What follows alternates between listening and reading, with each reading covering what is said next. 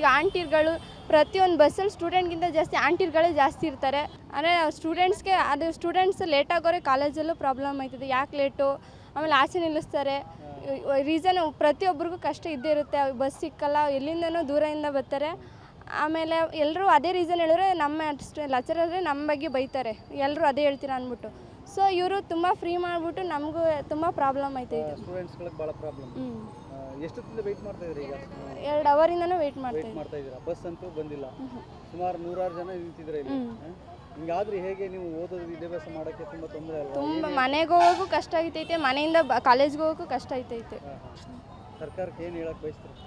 ಇವರು ಮಾಡಿದ್ದಾರೆ, ಬಟ್ ಹೆಂಗನ ಬರೀ ಸ್ಟೂಡೆಂಟ್ಗೆ ಮಾಡಬೇಕಿತ್ತು, ಸ್ಟೂಡೆಂಟ್ಗೆ ಮಾತ್ರ ಮಾಡಬೇಕಿತ್ತು. ಈಗ ಆಂಟಿಗಳು ಪ್ರತಿಯೊಂದು ಬಸ್ಸಲ್ಲಿ ಸ್ಟೂಡೆಂಟ್ಗಿಂತ ಜಾಸ್ತಿ ಆಂಟಿಗಳೇ ಜಾಸ್ತಿ ಇರ್ತಾರೆ. ಆಮೇಲೆ ಎಷ್ಟೋ ಬಸ್ಗಳು ನಿಲ್ಲಿಸೋದೇ ಇಲ್ಲ, ಹಂಗೆ ನಿಲ್ಲಿಸಲ್ಲ, ಫ್ರೀ ಅಂದ್ಬಿಟ್ಟು ನಿಲ್ಲಿಸಲ್ಲ. ತುಂಬ ಈ ಸರ್ಕಾರ ತುಂಬ ಮಾಡಿದೆ, ಬಟ್ ಸ್ಟೂಡೆಂಟ್ಗೆ ಪಾಸ್ ಮಾಡಬೇಕಿತ್ತು, ಸ್ಟೂಡೆಂಟ್ಗೆ ಮಾತ್ರ ಫ್ರೀ ಮಾಡಬೇಕಿತ್ತು.